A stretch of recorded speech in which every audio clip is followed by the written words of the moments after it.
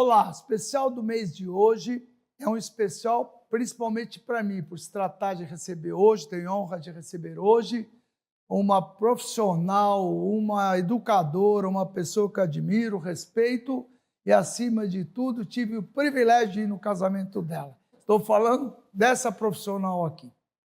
Nossa convidada de hoje é um dos principais nomes da nova geração da política brasileira. Deputada federal por São Paulo, Tabata Amaral construiu uma trajetória que une superação, educação e atuação no Congresso Nacional. Nascida na Vila Missionária, na periferia da capital paulista, ela é filha de uma diarista e de um cobrador de ônibus. Ainda na adolescência, representou o Brasil em Olimpíadas Internacionais de Ciências. Uma trajetória que lhe garantiu uma bolsa integral para estudar na Universidade de Harvard, onde se formou em ciências políticas e astrofísica. Antes de ingressar na vida pública, fundou movimentos como o Mapa Educação, o Acredito e Vamos Juntas. Em 2018, foi eleita deputada federal, tornando-se a segunda mulher mais votada do Brasil. Já no primeiro ano de mandato, recebeu o prêmio Congresso em Foco como melhor deputada federal. Em 2022, foi reeleita com mais de 337 mil votos, sendo a deputada progressista mais votada do país. No Congresso, é autora e relatora de projetos voltados à educação, à saúde mental, às mudanças climáticas e aos direitos das mulheres. Entre eles estão o programa Pé de Meia, a Lei da Dignidade Menstrual, a Lei dos Planos de Adaptação às Mudanças Climáticas e o Marco Legal do Ensino Técnico. Também criou frentes parlamentares dedicadas à saúde mental, aos centros urbanos e à licença paternidade. Reconhecida internacionalmente, foi apontada pela revista Time como uma das 100 jovens lideranças que estão mudando o mundo e pela BBC como uma das 100 mulheres mais influentes do planeta. Em 2024, disputou a Prefeitura de São Paulo, recebeu mais de 600 mil votos e foi a mulher mais votada do país nas eleições municipais. A deputada federal Tabata Amaral é a convidada de Chaim Zayer na edição especial do mês. Muito legal, Tabata, muito obrigado por você estar aqui. Obrigada. Para mim é um prazer, uma honra. Por que eu falo profissional? Porque tem aqueles que são políticos, não é? Você é uma profissão de político, você é uma profissional educadora que utiliza a política para o bem de muita gente. Você procura, até pela tua trajetória, baseado no que você fez, as oportunidades que você fez, sempre que eu enxergo isso, acho que todos enxergam, tem a oportunidade de trazer, não é, beneficiar as pessoas que não têm acesso a muitas oportunidades. Você vem fazendo isso. Eu acabei de te perguntar agora que você está indo numa cidade aqui perto. Por quê? Olha a tua resposta. Estou indo lá, não estou vendo os políticos tradicionais, são pessoas que acreditam no meu trabalho, acreditam na minha seriedade, como eu acredito. Então, para mim é uma honra te receber. Você é bem-vinda, viu? Muito obrigada. Doutor Chaim, meu amigo, sabe do meu carinho, admiração, respeito. É um prazer estar aqui com todo o time da TV Tati. Muito obrigada pelo convite. Estou aqui em Ribeirão Preto e região há alguns dias e eu não quero saber da política tradicional, não. Onde tem gente séria, trabalhadora, honesta, nem precisa ser do meu partido político. Eu estou junto, a gente está fazendo parceria e, graças ao bom Deus, tem muita gente boa na política também. Eu percebo que você não se importa muito ser do teu partido, não é? Quando você defende uma posição, é tua posição e as pessoas já te conhecem. Não adianta querer mudar a cabeça, você vai em frente. Claro que você sempre tem equilíbrio, tem condições de avaliar isso e aquilo. Eu vou te perguntar exatamente dois assuntos que eu vejo que ninguém teve a coragem de enfiar o dedo. Quero começar com isso. Depois você fala um pouquinho da tua história, transformou a tua vida. Projetos. Aliás, a Juliana já fez o favor de colocar tudo no vídeo e você prometeu que você ia levar ela. Eu estou há muitos anos tentando levar a Juliana para trabalhar comigo e você não deixa. Eu deixo sim. Mas vem cá, eu estive na Copa, eu fui ver os jogos. A gente vê, eu pessoalmente, eu vejo a interferência, está claro na minha cabeça, a interferência no esporte das bets. né? Com certeza. Tem a teoria de conspiração, que o cara Tem. bateu o pênalti porque as bets não deixaram. Eu não te diria que é impossível, não posso dizer afirmar que foi. Mas muitas coisas acontecem, a gente fica meio tentando entender. Quando corre muito dinheiro, e ficou provado que alguns jogadores caíam, enfim. Sim. As bets está provado que realmente está todo mundo percebendo, o tanto que está trazendo problemas para famílias carentes. Por que você resolveu encarar isso? Vai brigar com muitos poderosos. Estou brigando. Você sabe que vai ter... Qual é a lógica por trás disso?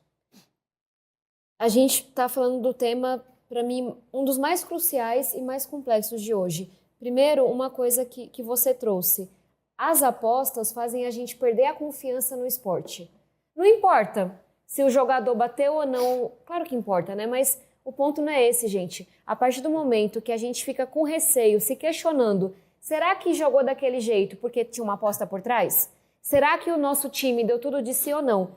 Você destrói o futebol, você destrói o esporte, porque você vê que a lógica do dinheiro tá tirando a confiança. Mas vamos falar, gente, das famílias brasileiras. Doutor Chaim, hoje a gente tem um problema de endividamento das famílias. Tem estudo feito que mostra que as famílias estão gastando menos no supermercado porque estão perdendo dinheiro com a aposta. E hoje a gente tem um problema de saúde pública. Bet é vício. E vício, gente, é difícil demais de tratar, é difícil de curar. Então, uma coisa, até você conhece a minha história. Eu perdi meu pai para o vício em drogas com 18 anos de idade. Então, a minha atuação na saúde mental, na questão da dependência química, de outros vícios, não é de hoje. Tem a ver com isso, a atuação? Claro que tem a ver, porque eu vi o quanto que as drogas destruíram a minha família. E, gente, com bet não é diferente, não. Tem pessoas suicidando. Tem família, assim, que o homem se afunda de tal maneira que ele adoece, ele perde o emprego, ele perde a esposa, aquela família se desintegra. E essa é uma batalha que eu compro já tem uns 2 anos, não é de hoje. Que é o quê? Primeiro, tirar a propaganda de bet. Olha a loucura que é. Não pode ter propaganda de cigarro, certo? Quando você liga a televisão. Mas pode ter alguém lhe dizendo que é para você apostar, que é para apostar daquele jeito. E aí é claro que isso não é sem custo. Por quê? Porque as bets hoje, elas têm muito dinheiro. E qualquer mercado que tem muito dinheiro, que não é regulamentado, começa a fazer besteira. E essas bets, elas compraram alguns parlamentares. Não é à toa que nossos projetos para taxar, nossos projetos para acabar com propaganda não prosperam. E aí só um exemplo. Eu fiz uma denúncia grave mostrando que uma página de fofoca está sendo financiada por uma empresa de bet que é ligada a alguns políticos de Brasília. E aí, do nada, essa página de fofoca que falava de Neymar, Virgínia, Vini Júnior, começou a falar bem de alguns políticos e mal de outros. Do nada. Resultado, estou sendo processada por essa página de fofoca. Essa mesma página de fofoca teve ligada ao Gorcaro também? Que ele é exatamente.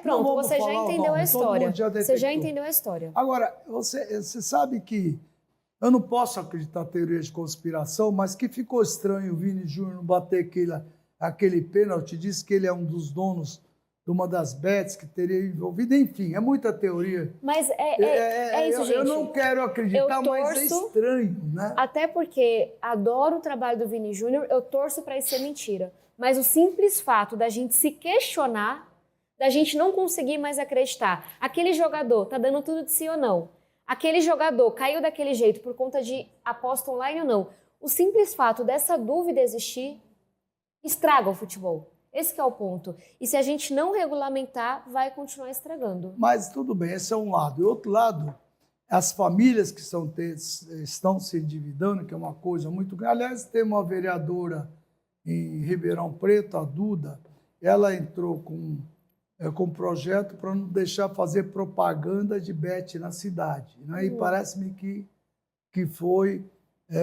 colocado. Então, você vê que tem muita gente preocupada com isso. E você é a porta-voz, porque isso é local. Você é a porta-voz do Brasil. É uma deputada federal. Eu sou deputada por São Paulo, mas independente o que eu fizer em Brasília afeta o Brasil todo. Isso. E até se eu puder... Tem uma iniciativa, gente, como a gente está 2 anos nessa luta, e a gente não consegue avançar. Por quê? Porque o lobby é poderoso. Porque as bets estão comprando os políticos em Brasília. Então, o que a gente fez? Vamos dar um passo atrás. A gente apresentou um novo projeto do zero e a gente já conseguiu, Chaim, mais de 100 parlamentares da esquerda e da direita para apoiar esse projeto, para mostrar que não é coisa de um partido só. E a gente está com um grande abaixo-assinado. É isso. Isso que eu queria falar. Brasilcontrabets.com já tem mais de 100 mil assinaturas. Então, eu acho que esse é que é o lance. A hora que o pessoal vê povo na rua ou assinatura... Vou ficar com medo de continuar defendendo o Bet. Pois é, mas como é que está hoje isso? Hoje tem alguma... Você, com toda a sua bagagem, né? Toma de ser uma pessoa séria, vê tudo e tal, mas você acha que isso vinga? Pela lógica do processo, todo mundo, o que você está falando, todo mundo sabe. Que tem muito dinheiro. Veículos de comunicação, vamos ser honestos, não tem interesse nenhum. E que não tire propaganda. Se tirar, quebraria o casé. Né? Exato. Não só o casé, como todos os outros veículos. Não, gente, vamos falar. Os veículos de comunicação não vão te dar estão sendo financiadas por Bet. Tem empresa de televisão financiada por Bet. Tem Casé TV financiada por Bet. Time de futebol. Qual é o time de futebol hoje da Série A que não tem financiamento de Bet? Todos. Então como é que você vai conseguir lutar aí que eu defendo? Todos? Tem uma linha que eu até falei. Eu critiquei a Casé TV, mas eu não critiquei só a Casé TV. Que senão a gente fica hipócrita. Que é o quê? Tem que criticar a Casé TV, a Globo, a Record e o SBT. Tem que criticar o Flamengo, o Corinthians, o Palmeiras, o São Paulo. Porque, minha gente, todos eles estão com financiamento de Bet. Infelizmente. Então, o caminho que eu venho optando não é por atacar aquela pessoa que aceita o dinheiro da Bet. É dizer, tem que ser proibido. Tem que ser proibido propaganda de Bet. Tabata, mas como é que... É impossível. A gente conseguiu proibir propaganda de cigarro. Todo mundo dizia que era impossível. Vamos lá, Ayrton Senna, que é um herói nacional e tem que ser mesmo. Que é um dos caras mais incríveis que a gente já teve. Se a gente pega o carro do Ayrton Senna, era a imitação de um maço de cigarro. A gente esquece disso, aquele vermelhinho do Marlboro, etc. Só que a cultura evolui, as pessoas mudam. A gente entendeu que não adiantava ficar tendo cigarro na novela, no cinema, na Fórmula 1 e as pessoas morrendo de câncer de pulmão. E o SUS pagando esse custo. Então, o Brasil virou um case nacional, que foi o quê? Colocou muita regra para propaganda de cigarro. Não pode ter. E quando tiver lá no maço de cigarro, tem que dizer que faz mal. Tem que mostrar a foto da pessoa doente. É o que eu proponho para as bets. Que aí não vai ser o Flamengo, aí não vai ser o Corinthians, aí não é a Record, aí não é a Casé TV. Proíbe para todo mundo. Todo mundo vai ter que buscar outras formas de financiamento. Você já percebeu que lá no Congresso você não vai ter respaldo, muita gente... Hoje não. Você consegue aonde, além de lá? Você acha que na Justiça, alguma coisa que mostre tudo isso, entrar com uma ação mostrando que... Você acha que isso é possível? O que eu estou tentando? No STF, no STJ? Eu já aprovei mais de 30 projetos que viraram lei, que estão impactando a vida das pessoas hoje. Então, você vai aprender na Tetino, a entender, tem chance, não tem. Hoje, esse projeto não tem o apoio da maioria do Congresso, porque compraram, essa é a verdade. Sim, claro, tá claro. Só que, se a gente conseguir colocar isso na boca do povo, é isso. Então minha estratégia é essa. Por que a gente está com abaixo-assinado? Por que a gente está pedindo para os artistas falarem? Por que a gente está lá gravando vídeo na rede social? Porque na hora que as famílias brasileiras abraçarem essa causa, o deputado ou senador, comprado ou não por Bet, ele não vai conseguir segurar. Então, você perguntar, Tabata, você acha que vai aprovar o seu projeto? Eu realmente acho que eu vou. Mas o termômetro vai ser a mobilização das pessoas. E após as eleições? E após as eleições. Porque até lá... Porque agora ninguém quer comprar briga com ninguém, Aliás, não. hoje eu vi no jornal que após as eleições o próprio presidente admitindo que a parte trabalhista do 5x2, né? Sim, da escala 6x1. 6x1. Isso vai ficar para depois das eleições, pelo que eu vi hoje, é isso? Eu acho que sim, mas eu acho que isso é muito ruim. Por quê? O fim da escala 6x1 é uma demanda da população. Tem muita gente que acha que é uma pauta do governo Lula, que de fato abraçou isso, mas não começou no governo Lula. Começou na rua, começou na rede social, começou em manifestações de rua. Então, eu acho que é um erro de quem acha que vai conseguir acabar com essa discussão. Não vai. O que acontece hoje? Existe uma briga entre o presidente do Senado e o governo federal. E por conta dessa disputa política, o presidente do Senado não pauta o fim da escala 6x1. Mas você não acha que isso está muito mal montado? Tem casos e casos, não é? Tem casos que já fazem, não é? Tem casos que necessitam, por exemplo, o comércio, né? Alguém já parou para pesquisar o que isso pode trazer de consequências para aqueles que geram emprego? Não deveria ser. Está tudo certo. Eu, por exemplo, aqui, sim, o pessoal aqui da minha empresa não trabalho sábado, domingo, até porque é escola, não é? Mas tem locais que precisa de... Será que não seria o caso de aprofundar mais, entender mais, fazer uma coisa mais equilibrada ou vai embora? Chaim, eu defendo o fim da escala 6x1 porque, para mim, é uma questão de valorizar a família, olhar para a saúde mental das pessoas que estão em frangalhos. A vida hoje demanda mais, é mais estressante e eu acho que é uma demanda justa das pessoas. Qual que é a minha preocupação nesse processo todo e que está lá no texto que a gente aprovou na Câmara? São os pequenos. Você fala assim, Tabata, uma grande indústria, uma grande fábrica, consegue se adaptar? Consegue, gente. Todas as conquistas trabalhistas precisaram de adaptação. Férias, 13º, muita gente falou, o Brasil vai quebrar, não vai dar certo, e não foi isso que aconteceu. Então, né, quando a gente olha para a grande indústria, para as fábricas grandes, para o grande empresariado, eu não tenho dúvida que vão conseguir se adaptar. A preocupação é com o pequeno. E aí eu acho que o governo não pode falhar na implementação, que é o quê? É a padaria, é o comércio da rua. Então é aquela pessoa que tem 3 funcionários, 2 funcionários, 4 funcionários. Então qual que é a solução? O que a gente colocou no texto da Câmara? Que o governo federal vai ter que criar todo um programa para os pequenos. Que é o quê? É reduzir imposto? É dar um incentivo? É criar uma adaptação? Então eu venho dizendo, olha, vai ter muita gente reclamando, mas sou 100% a favor do fim da escala 6x1, é uma demanda popular, o governo federal não pode perder de vista o pequeno, o que acontece com ele. E aí isso não está no texto da lei, até porque a gente está votando um projeto, uma PEC, mas tem que estar na regulamentação do governo. Deixa eu te perguntar uma coisa, você sabe que tem muitos países, inclusive os Estados Unidos, que o tratamento do profissional é profissional com a empresa. O cara trabalha quantas horas ele quer, não é? Se ele quer trabalhar 1, 2, 3, é ganho pelo trabalho dele, né? Você não acha que é um exagero um pouquinho aqui nessa superproteção? Você não acredita que se houver um jogo de equilíbrio, isso pode resolver esse problema? Tem cara que quer trabalhar sábado, precisa, o cara vai parar de trabalhar, mas ele não vai parar de trabalhar. Ele vai fazer bico em outro lugar, tenho certeza disso. Tá? Será que se o cara fizer diretamente com o empresariado, eles definirem valores, definirem quantas horas, quantos dias, isso não funciona no Brasil?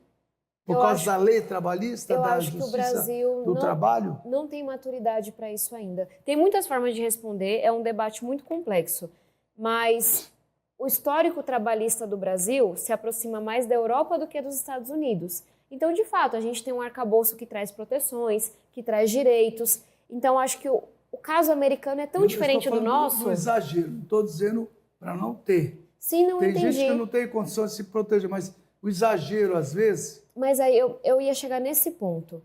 É que esse Brasil nosso é muito desigual. É gigante, é desigual. Tem um Brasil nosso que está em 2026, tem um Brasil nosso que está em 1950, tem um Brasil nosso que está em 2030. O que eu quero dizer com isso? No nosso Brasil, ainda existe trabalho análogo à escravidão. Ainda, até hoje. Ainda tem pessoas que todos os anos são encontradas, que estavam na plantação, naquele modelo que a gente aprende na escola. Que a pessoa não recebe salário, ela vai se endividando, ela tem que comprar tudo no mercado que está ali. E olha que eles jogam na Bet, hein? Oi? E olha que eles não jogam na Bet. Não, total, gente. Assim, é um Brasil de 50 anos atrás, que ainda existe no Brasil de hoje. Recentemente encontraram o quê? Falo porque minha mãe foi empregada doméstica. Encontraram uma empregada doméstica que estava refém da família, presa naquela família para quem ela trabalhava há 50 anos. Então você fala, Tabata, mas não é proteção demais? Talvez, se a gente vai para um grande centro, para uma pessoa que teve acesso à educação, que ela tem de fato condições de negociar, aí você fala, não, para ela poderia caber um modelo mais flexível. Mas nesse Brasil, que ainda é tão arcaico, que ainda não resolveu coisas que vêm da época da escravidão, eu prefiro que a gente peque pelo excesso de buscar proteção e quem sabe lá na frente, quando o nosso Brasil for menos desigual, quando tiver mais educação para as pessoas, quando a gente tiver conseguido virar 100% a página da escravidão, a gente possa ter um modelo mais flexível. Mas é porque a lei que a gente faz em Brasília vai valer para Ribeirão Preto, para São Paulo, para cidades muito desenvolvidas, mas ela também vai ter que valer para o que acontece num rincão do Brasil em que parece que a lei não existe ainda, sabe? Você acabou de colocar um ponto importante, que nós seguimos mais a Europa. E a Europa não está também tão... Tem seus problemas também. E pesado, né? O problema é que a Europa já veio... Você tem toda a razão. Passado da Europa já veio de uma outra civilização, de outro estilo. Tem uma maturidade. Exatamente. O Brasil talvez não tenha. Só que acontece o seguinte, o Brasil chega e copia um projeto e não se adequa. E é isso que eu estou falando. Não sou contra. Não entendi. Já te disse que a minha estrutura já faz isso, mas tem gente que quer trabalhar e vai trabalhar. Agora, talvez não tenha a maturidade que você está colocando. Isso é um problema, né? Tem uma expressão para quem estuda ciência política, que é a minha área, que é a armadilha da renda média. O que isso quer dizer? A gente é um país grande, que tem algumas áreas muito ricas e desenvolvidas e outras muito pobres e muito pouco desenvolvidas. Então, tudo que a gente faz para esse Brasil tão grande, é difícil acertar o equilíbrio. Que é, a gente tem todo o dinheiro do mundo para ter um estado de superproteção social? Talvez não. Mas a gente também não pode se dar o direito de fazer o que faz os Estados Unidos, em que a pessoa, se ela está doente, ela se endivida e ela morre nos Estados Unidos. Não tem hospital. Então, é esse equilíbrio que é difícil, que é um Brasil que tem que ser muito forte, na minha opinião, na segurança pública, na saúde pública, na educação pública. Saúde pública, o Brasil dá show. Dá show. O mundo inteiro, mas que é um Brasil que, por exemplo, que as pessoas falam, não, estado mínimo máximo. Eu sempre digo, na favela o estado já é mínimo. E nas zonas ricas o estado já é máximo. Que é o quê? É um Brasil que aperta muito o pequeno empreendedor, sufoca com imposto, com burocracia, com regra, que é o que eu falei, escala 6 por 1. Gente, se não tiver todo o entendimento do governo para o pequeno se lasca mesmo. Perfeito. Então o governo tem que pensar no pequeno. Mas aí você pega o grande empresário que está lá em Brasília sempre. A vida dele está tranquila. Se ele é amigo do governo ali do momento, ele voa, ele exporta, ele tem todo tipo de subsídio. Então essa equação que a gente não fechou, que é o quê? O Brasil, em alguns lugares, ele é mínimo, em outros ele é inchado. Como é que a gente encontra esse equilíbrio, sabe? Complicado. Mas aí só passa por investir em educação, passa por formar as pessoas, você pensamento de educação, crítico. Né? A educação foi o que transformou a tua vida, né? Exato. Se olhar para você, de onde você veio, onde você está hoje, foi esforço teu. Você teve oportunidade, abraçou, como muitos têm.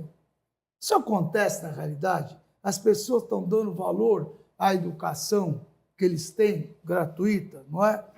Como é que você enxerga isso daí para poder dar esse pulo na educação?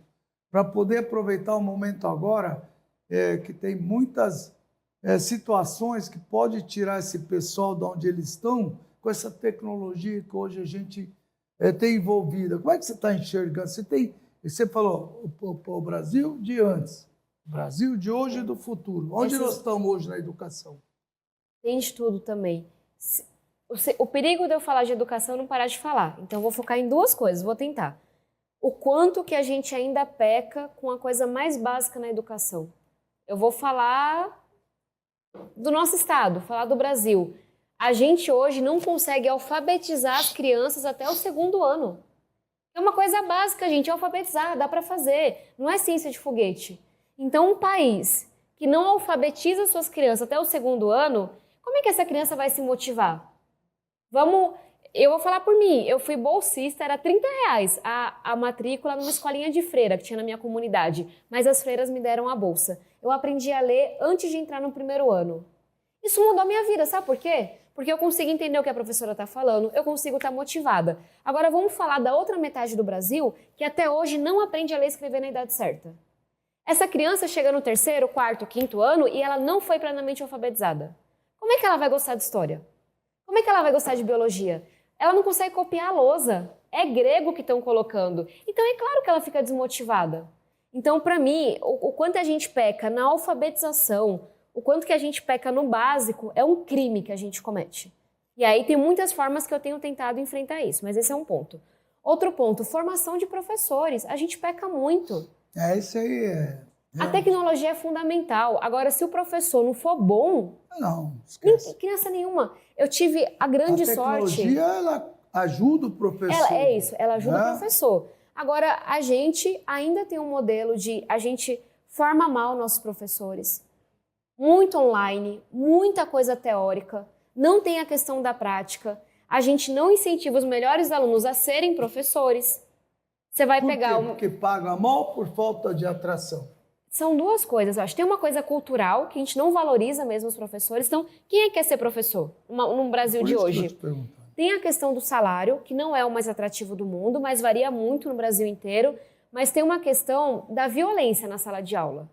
A gente fala muito da Ásia. Na Ásia, se venera os professores. Aqui no Brasil, taca a bolinha de papel, xinga, a saúde mental dos professores está em frangalhos. Então, assim, gente, não tem como dar certo. E aí tem o terceiro ponto, que é, a gente falha no básico, a gente falha muito com os nossos professores e a rede social está piorando, que é o quê? Na minha época, meus pais não fizeram educação básica, você sabe disso.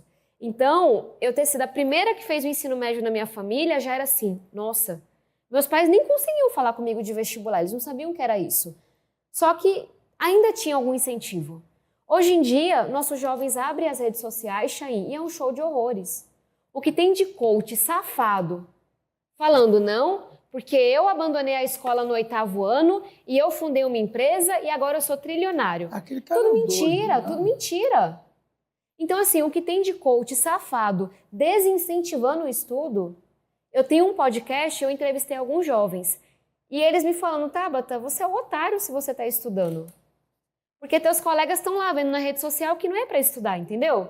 Então, ao invés da gente estar criando heróis do estudo, heróis de professores, falando estude, é tua única chance, a rede social, quando eles abrem, está dizendo, você é um babaca. Tá, e como é que estudando para quê? E qual é o remédio para isso que você acabou de apontar agora? Posso falar uma coisa polêmica, só para causar um pouquinho?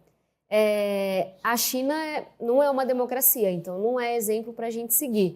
Mas a China tomou a medida de proibir esses influencers que falam de estética, de educação, de coach, que não tem formação na área. Então é só para a gente se provocar, entender? Olha, na China você não pode ficar falando besteira se você não tem formação naquela área. Quer falar de nutrição? Tem que ser nutricionista.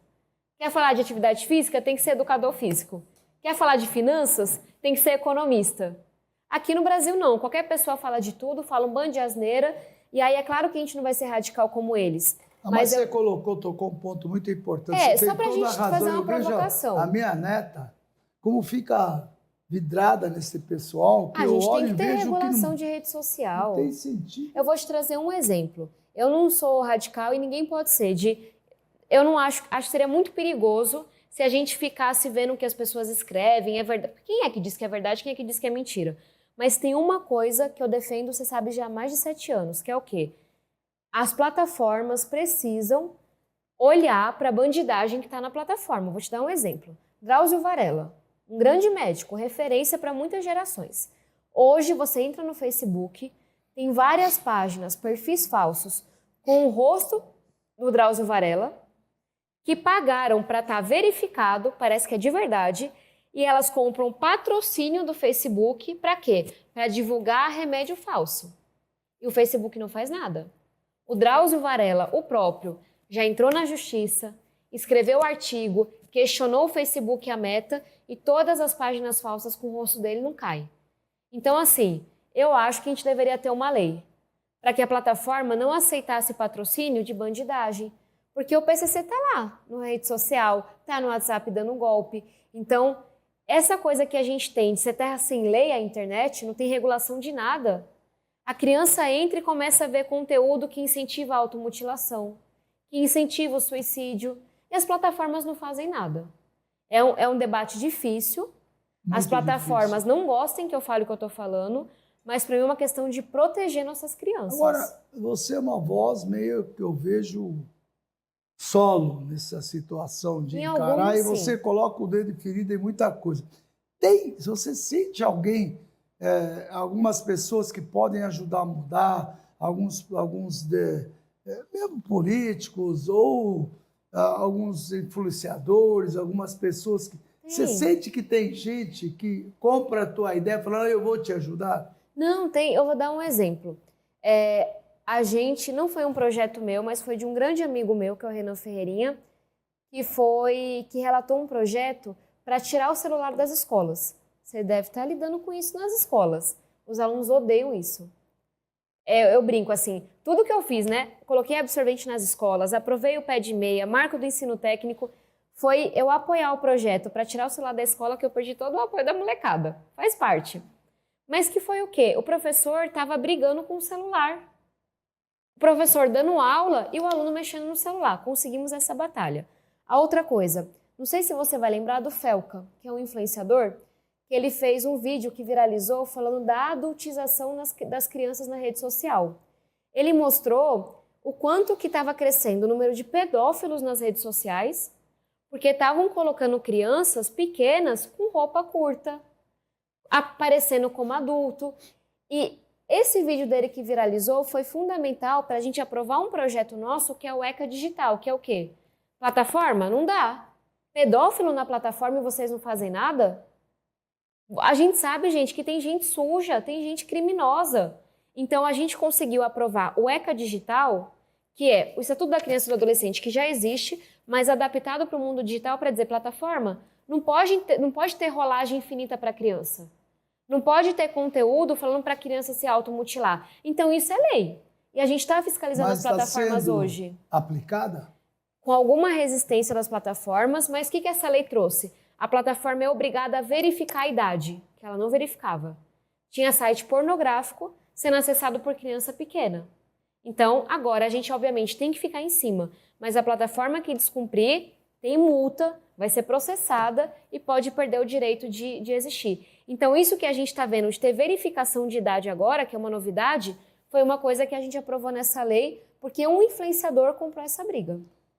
Estava até aqui, ó, você acabou de colocar, ó, você fez pé de meia, saúde mental, né, que ganhou debate público nos últimos anos, lei da dignidade menstrual, que você colocou,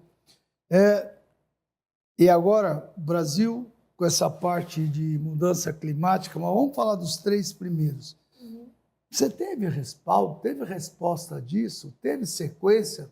Você acompanhou, de fato, teve benefício? Você sentiu?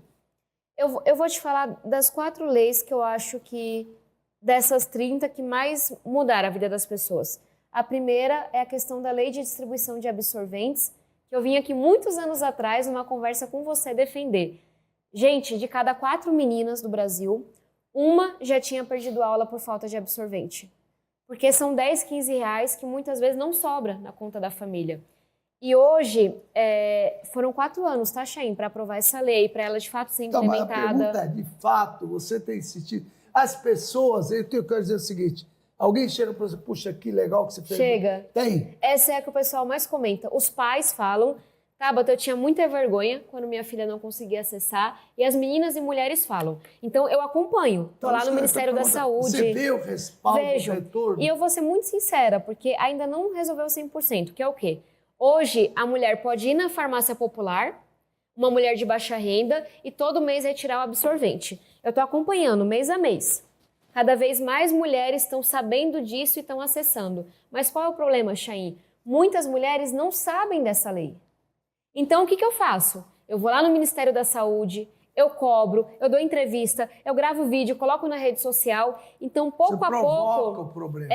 Porque a lei existe, mas E aí também tem muita farmácia popular, infelizmente. Chega uma mulher com uma roupa mais simples, que tem menos estudo, a farmácia popular, ao invés de ajudar, fala, não, você não pode entrar aqui. Então eu entro com uma denúncia. Porque farmácia popular, qualquer lugar, qualquer pessoa tem que entrar. Então, é um trabalho, vou te dar um exemplo. 2 meses atrás, eu estava numa reunião com o ministro Padilha da Saúde para falar, ministro, nem todas as mulheres estão acessando a lei, o que é que vocês estão fazendo? E aí uma defesa minha, por que não tem o absorvente no posto de saúde? Por que no posto de saúde a mulher não pode ir lá fazer a sua consulta e já sair com o absorvente? É uma demanda minha que eu estou cobrando ele. Pé de meia. O pé de meia, esse está 100% implementado. E aí, muita gente ainda critica o pé de meia, porque não entende. Fala, Tabata, mas tem um aluno que não quer nada com nada e está recebendo o pé de meia. Minha gente, vamos olhar para os números? Vamos olhar para os estudos? Primeira coisa, 5 milhões de jovens beneficiados. Aí agora, Chaim, as faculdades grandes começaram a fazer estudo. A FGV fez uma, o INSPER fez um estudo mostrando o quê? Que o dinheiro que a gente coloca no pé de meia, ele volta multiplicado, que ele funciona. Tabata, mas como é que sabe que funciona? Primeiro dado, caiu em mais de 40% a evasão ou abandono escolar. Jovem na escola é jovem que vai ter emprego melhor? É jovem que não está na mão do crime. Tá bom, Tabata, mas os meninos estão estudando? Qual é o primeiro dado que esse eu me emocionei? Foram olhar a nota de matemática no Enem, antes e depois do pé de meia. A nota aumentou, Chaim. Foi o maior número de alunos da história que fez o vestibular. Os alunos começaram a ir para aula, começaram a ir para aula. Porque se ele falta no mês, ele não recebe aqueles R$200. E ele só vai acessar a poupança se ele passar de ano. Tem que passar de ano no primeiro, no segundo, terceiro ano. E para receber o bônus, tem que fazer o vestibular. E aí poderia falar, estão indo fazer o vestibular e não estão fazendo a prova. Não é verdade, gente. Aumentou a nota de matemática no Enem. Como é que você descobre que aquele menino tem condições ou não tem condições? Tem muita gente aí é cadastro que utiliza. Único. Ele só vai acessar o pé de meia se a família dele tiver com os dados atualizados no cadastro único. Muitas pessoas até correram atrás de atualizar os dados, porque senão não recebe o pé de meia. Quantas pessoas hoje são atendidas? Já foram, nesses 3 anos, 5 milhões de jovens. 5 milhões de jovens? Muita gente mesmo. E aí agora eu fico em cima dos estudos. Agora, qual é a proporção disso em relação aos jovens carentes que não têm condições no país hoje? Ainda tem gente, mesmo com isso, que não está estudando? Tem, porque a gente tem que criar um critério, porque é um programa que tem o seu custo. Então, muita gente fala, Tabata, mas tem aluno pobre, que não é tão pobre, que não está recebendo o pé de meia. É claro que se dinheiro fosse infinito, a gente abarcaria muito mais jovens. Mas até por uma questão de responsabilidade fiscal, de ir onde é mais necessário, é só realmente o jovem de baixa renda que está naquela linha da pobreza que recebe. Então, aquele jovem que a família está um pouquinho melhor, ele já não recebe. E aí tem muita gente que fala, pô, deveria receber. Deveria, mas o cobertor é curto. E a gente, quando faz política pública, tem que ser muito criterioso também. Se for 5 bilhões? São 5 milhões que já foram beneficiados. Que foram ou estão sendo? É porque ele vai do 1º ao 3º ano, né? Então, o jovem, quando ele começou, teve jovem que só recebeu por 1 ano. Teve jovem que estava entrando no 1º ano. Porque vem os de baixo, né? Só que até hoje já foram mais de 5 milhões. Aí, a partir do ano que vem... ensino médio? É só para o ensino médio. Sei. Do 1º ao 3º ano. Por que só no ensino médio? Você acha que o aluno, até o ensino médio... Aí eu fui olhar os dados. Qual é a lógica disso? Porque o pé de meia existe para quê? É para combater evasão e abandono escolar. Ensino médio. É onde ela acontece. Esse que é o problema. Onde que a gente tem mais quebra? Onde que os jovens mais param de estudar? No ensino médio. Por quê? Tem que trabalhar. O pé de meia, ele tem esse foco. O jovem não sair do ensino médio até terminar. Terminou a educação básica. Isso é fundamental para ele. Então, tem uma razão do pé de meia começar no 1º ano. Porque é ali que o jovem começa a abandonar a escola. Quando a gente pega 5º ano, 6º ano, 7º ano, tem muitos problemas. Mas evasão e abandono não é o principal. Gente, que coisa fantástica. E a Tabata está explicando, eu estou provocando para você entender qual o motivo, por quê, onde não é assim. Tem uma lógica por trás disso. Não é simplesmente pegar o dinheiro de quem pagou imposto, sei o quê, jogar para o ar, não. É para evitar exatamente que esses alunos fiquem na rua e que pode estar atacando tua casa. Eu posso dar um exemplo de um estudo? Gente, eu estudei ciência política e eu acho que política pública tem que ser feita com seriedade. E detalhe, Chaim, eu estou em cima das pesquisas que estão saindo. Se eu ver ali uma oportunidade de melhorar o pé de meia, não, eu descobri que isso aqui não funciona. A gente muda. Tem que funcionar o programa, não é ideologia. Tem um estudo, gente, de um grande economista, que é o Paes de Barros, que ele é do INSPER, lá de São Paulo. Muitos anos atrás, ele fez um estudo que para mim foi assim histórico. Ele comparou quem termina o ensino médio com quem não termina o ensino médio. Será que é diferente mesmo? Será que faz diferença na vida da pessoa? Qual é a primeira coisa que ele descobriu? Quem termina o ensino médio aumenta a expectativa de vida em quase 4 anos. Só terminar o ensino médio, só isso. Mas ele foi além. Ele descobriu que quem termina o ensino médio gera menos custo para o SUS. A pessoa tem menos doença grave ao longo da vida.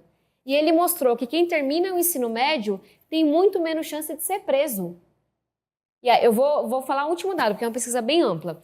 E ele mostrou também, gente, que só terminar o ensino médio, independente de fazer faculdade ou não, aumenta a produtividade daquele trabalhador ao longo da vida. E aí ele falou, não dá para medir tudo, mas o que eu consigo medir aqui, ele mostrou que o custo para o nosso PIB, para o Brasil, de quem não terminava o ensino médio, era 3% do PIB. Isso é muita coisa, gente. Você poder fazer uma coisa que aumenta o PIB em 3%. Os países brigam por isso. O problema então, do país por que eu defendi com unhas e dentes? Porque funciona. O problema é você conseguir equilíbrio fiscal. Isso é muito difícil. É isso. O país gasta mais do que ele arrecada. E aí, arrecada muito, né? Você sabe da minha luta contra os supersalários, né? Que é essa safadeza que a gente tem. Juiz que ficava 2 meses de férias, desembargador que recebe R$500 mil por mês. Tudo, gente, assim, é o penduricalho do penduricalho. Mas e alguém aí, tem coragem de enfiar o dedo aí? Eu tô há 7 anos apresentando projetos para isso, Chaim. Nenhum deles nunca foi aprovado. E por quê? Porque, infelizmente, essa elite do serviço público fala alto, faz lobby, ameaça, te xinga. E aí, eu vou ser muito honesta também. Tem muito colega meu que tem problema com o judiciário, que tem corrupção, que já fez coisa errada, então não tem coragem de enfrentar essa elite do judiciário. Eu falo, gente, eu nunca fiz nada coisa de maluca, errado. Não, é impressionante. E eu não tô aqui perseguindo o judiciário não, tá? Porque a gente precisa de um judiciário sério, bem remunerado. Tem gente Agora tem que seguir a lei, tem que seguir a lei. Séria também. Tem muita gente séria em todo canto. Só que o que acontece? Essa elite que suga o dinheiro público, ela mancha a imagem de todo o serviço público. Porque todo mundo fica achando, enfermeiro recebe bem? Claro que não. Policial recebe bem? Claro que não. Professor recebe bem? Claro que não. Mas a população acha que todo o serviço público vive de mamata. Por quê? Porque tem um percentual pequenininho aqui que ganha muito acima do que a Constituição permite. A Ju não quer deixar você falar mais, ela já veio com a tabelinha ali. Está tão gostoso o papo que... Vamos então em 2 assuntos, vamos entrar em política. A participação feminina na política ainda ela é pequena, né? Você foi muito pequena. Deputada federal, que foi a mulher mais votada do país das eleições municipais. Fui a segunda mais votada. Segunda? Quem foi a primeira? Carla Zambelli e na anterior, Joyce Hasselmann. Para prefeita? Ah, não, para deputada federal. Perdão, para prefeita eu fui a mais votada mesmo do Brasil. Foi a mais votada. Foi a mais votada. Então, você está enxergando que está tendo uma oportunidade agora para as mulheres se soltarem, virem, acontecer mais, não porque é obrigado ou porque elas estão sentindo da necessidade de poderem mudar alguma coisa? Como é que está isso? Só para quem está nos acompanhando saberem os dados, gente, de cada 10 prefeitos no Brasil, só uma é mulher.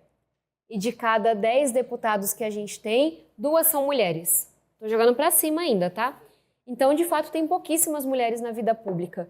E aí vocês podem perguntar, Tabata, por quê? Elas não se interessam? As mulheres, Chaim, são a maioria dos filiados aos partidos políticos, sabia? As mulheres se interessam muito, só que elas recebem menos apoio quando fazem campanha. O partido dá menos recurso, menos tempo de televisão.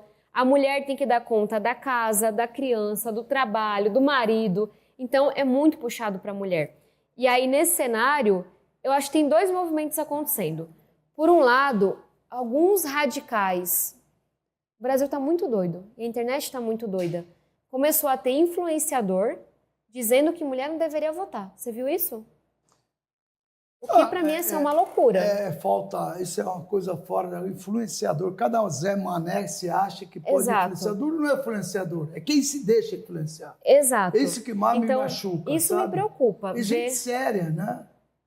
que se deixa influenciar, né? Se deixa influenciar, que se deixa. É um absurdo. Então, assim, grande. o político influenciador começou a defender que mulher não deveria votar. Que isso, né? Eu acho que, enfim, isso é aí sem é uma palavras. Coisa tão maluca. É querer a gente voltar séculos atrás. Mas, por outro lado, eu acho que as mulheres estão sentindo tanto o quanto que a política está ruim, o quanto que a violência contra as mulheres aumentou. No ambiente digital, feminicídio aumentou, violência doméstica aumentou, estupro aumentou. Você olha e fala, meu Deus, a gente está andando para trás. Como é que isso acontece? Que eu estou vendo as mulheres cada vez mais querendo se engajar, querendo se candidatar, querendo votar em mulheres. E é uma aposta que a gente está fazendo. Eu sou do PSB, você sabe, e a gente está com um time muito forte de mulheres. Com a Simone Tebet, nossas principais candidatas. Simone vai ser senadora, né? Senadora pelo nosso partido. Aqui, Foi um convite aqui em meu. São Paulo, né? Aqui em São Paulo. Porque eu vejo que tem muitas mulheres também querendo cada vez mais votar em mulheres, até para responder a essa violência toda que a gente está sofrendo. É coisa boa. Bom, eu acho que estamos chegando aí no final do programa. Naturalmente, você deve ter visto. Onde eu estou, eu também procuro, com todo respeito ao seu trabalho, eu sei que você é uma pessoa séria, mas tem gente que não é tão séria. Né? No caso, vem na cidade, vamos pegar o exemplo de Araçatuba, onde eu tenho lá. Não tem um deputado federal, não tem um estadual, não tem nada. Toda a votação vai para fora. Em Ribeirão ainda temos, né? Sim. Temos 2 federais, o Ricardo virou, mas 2 estaduais, eu acho, não é? Numa cidade desse porte, deveria ter mais representatividade. E nós estamos fazendo campanha, onde estou, para que votem nos políticos locais. Mas isso não quer dizer, não é? Dos profissionais que, de fato, vêm e que dá retorno para a cidade, Eu ia falar mesmo isso. sendo. Onde você se encaixa aí? Deixa eu primeiro concordar com você. A rede social, gente, ela trouxe coisas incríveis, mas ela também trouxe muita coisa ruim. O que a gente tem de deputado que nunca pisou na cidade, nunca levou um projeto para a cidade, nunca conseguiu um recurso federal para a cidade e estoura de votos. Se a gente olhar os mais votados de São Paulo, nunca pisaram aqui. Não tem nada aqui, não conhecem nada do nosso interior. E essa é uma coisa que eu tenho ouvido dos prefeitos. Eu estou, você sabe, aqui há alguns dias, visitando várias cidades, e eles falam, Tabata, o deputado mais votado da cidade nunca pisou aqui. Pois é. Nunca trouxe um recurso para aqui. Agora, o que eu queria só discordar de você um pouquinho é que a gente tem que olhar o trabalho da pessoa. Eu olharia 2 coisas. O que já fez pela cidade e quantas vezes esteve na cidade. E aí, gente, falando um pouquinho do meu trabalho em Ribeirão Preto, eu já consegui mais de 5 milhões de reais em recursos federais somente para Ribeirão Preto. Tabata, esse dinheiro está onde? Está na Santa Casa, está da Beneficência Portuguesa, está no Cineclube Cauim, que vai começar um projeto lindo, começou ontem, de levar os estudantes para verem o cinema. Está em associações espalhadas pela cidade que acolhem mulheres, que acolhem crianças, que estão enfrentando a questão do vício nas drogas. 5 milhões é muita coisa. Tá bom, Tabata, mas só tem recurso? Não. Tem o pé de meia, tem a ampliação da licença paternidade, que foi uma lei minha, tem o Pix Pensão, tem mais de 30 projetos que viraram lei. Então, é uma provocação que eu venho fazendo, que é, gente, o Twitter, o TikTok, maravilhoso. Agora, será que vale a pena entregar o nosso voto para alguém que bomba na rede social, de um lado e de outro, tá? Porque isso acontece na esquerda e na direita, mas que não aprova uma lei, que não consegue um recurso, que nunca pisou na cidade? Aí eu vou concordar com você. Essas pessoas não merecem o nosso voto. E só puxar a sardinha também aqui para o nosso PSB, a gente tem aqui um pré-candidato a deputado estadual que é de Ribeirão Preto, que é o Marcos Papa, que para mim é dos melhores políticos, não é de Ribeirão Preto, é do nosso estado. Quem acompanha o trabalho dele, o que ele fez aqui, de mostrar corrupção na saúde, de mostrar contrato corrupto, de conseguir melhorias de fato para a cidade. Ele é um cara que eu gosto porque ele é ponderado. Ele não vai nem para um extremo nem para o outro, faz a fiscalização. Então, também uma forma que eu tenho de investir em Ribeirão Preto é apoiar grandes lideranças de Ribeirão Preto, que moram aqui, que vivem aqui. E eu estava ontem no lançamento da pré-candidatura dele E para mim é um cara realmente extraordinário. Muito legal, mas que bom que você entende que nós estamos colocando, não é contra aqueles Não, mas tem que ter trabalho, tem que ter caras trabalho. aqui que não preciso nem falar, teve gente aqui que teve tanta votação que está até preso no exterior. Tem gente que veio aqui que teve voto mais Os que todo deputados mundo. mais votados de São Paulo, eu fiz até um vídeo que gerou um rebuliço que só vendo. Não aprovaram quase lei nenhuma, um deles nunca aprovou lei nenhuma e tem 3, se eu não me engano, que estão presos. Fora do Brasil, preso. Tá valendo a pena? Muito louco isso, é muito louco e de qualquer maneira deixa a gente muito chateado. É uma obrigação, né, nossa como cidadão e também na área de comunicação, pedir para que as pessoas tenham equilíbrio no voto, tenham equilíbrio na seriedade que você está votando. O que ele está trazendo de benefício? Se tem um benefício nacional, te atinge local, não é? Mas se tiver trabalho local é melhor. Hã? Se tiver trabalho local é ainda melhor. Você está aqui há quantos dias aqui na cidade? Você falou que você está há 3 dias. Ai, cheguei quarta de manhã Uhum. e aí fico até sábado. Muito bom. Olha, eu fiquei encantado aqui com a tua participação, muito ligado, muito obrigado. Agora, para encerrar, que legado você espera deixar para frente, daqui a algum tempo? O que você acredita realmente que tudo que você defende vai ter continuidade, vai ter sequência? Tem que acreditar, Qual o Chain. legado que você vai deixar? Tem uma coisa que o brasileiro adora, que eu odeio, que é a ideia de salvador da pátria. O brasileiro se apaixona por um político, foi o Collor, tivemos vários, aposta tudo naquele político e depois dá tudo errado. Porque a gente precisa de partido político com projeto de país, com um grupo de pessoas sérias. Então, muito do meu trabalho é juntar gente boa, que é o que eu falei. Simone Tebet, que veio... Vou falar do meu, cada um fala do seu, né? Mas hoje o PSB é o partido de Geraldo Alckmin. Você sabe o que eu estou achando engraçado? Diga. Você não fala do teu marido João Campos, que é um dos melhores políticos que esse país Porque ele não é de São Paulo. Ah, mas não interessa. Tá bom, vou... Então... João, desculpa. Vamos lá. O PSB é de João Campos, é de Geraldo Alckmin, é de Márcio França, é de Simone Tebet, é de Andrea Werner, é de Marinello, é de Tabata, é de Marcos Papa. Você vê que tem um time. E aí uma provocação que eu tenho feito ao nosso partido. A gente não pode... Como é que eu vou reverter tudo aqui? O Brasil está muito polarizado, mas o brasileiro, na minha opinião, ele é mais de centro, ele é mais ponderado. Então, eu venho provocando muito o nosso partido para a gente sair dessa polarização. E aí eu vou te dar um exemplo. O PSB é forte na saúde, na educação, na inclusão das pessoas com deficiência, na questão social. Só que a gente tem que ser forte na segurança pública também. Uhum. Porque se não tiver proposta para a segurança pública, danou-se, gente. A gente vai perder essa batalha para o crime organizado. A gente tem que ser forte no social, mas tem que apoiar especialmente os pequenos empresários, pequenos empreendedores. Não tem que ter medo de falar de inovação. Eu estava aqui ontem, Chain, em Ribeirão Preto, e conheci uma startup daqui, que é a Oncos. Estou fazendo propaganda não, tá? Porque a gente tem que ter orgulho do que é nosso. Que está revolucionando o diagnóstico de câncer de tireoide e está hoje fazendo exames para o mundo todo. Uma empresa como essa tem que ser celebrada, tem que ser valorizada. Não, então, mesmo. Esses jovens têm que ter oportunidade, como você teve e chegou aqui, tem convicção. E buscar o caminho do meio, sabe? Tem uma ideia boa na direita, a gente apoia. Tem uma ideia boa na esquerda, a gente apoia. Então esse é o legado que eu espero deixar. Que coisa boa, hein, gente? Vocês viram? Poucas vezes vocês me veem falar pouco, mas realmente... tem que aprender com a Tabata. Eu te agradeço muito. O que ela faz é maravilhoso. Eu fico encantado, além de ser amigo, não é? De poder respeitar e admirar. Obrigada. Como profissional com essa tua luta. Você vai contra o perigo, né? Sempre onde tem perigo. É que alguém tem que falar das coisas. Não desista, não. Obrigada. Muito obrigado. E vou dizer ao João, meu digníssimo, que você o defendeu aqui em Ribeirão Preto. Mas eu gosto muito. Eu sei. Bom, ele obrigado, gosta muito gente. de você também. Um abraço e até o próximo tchau. Mentoria.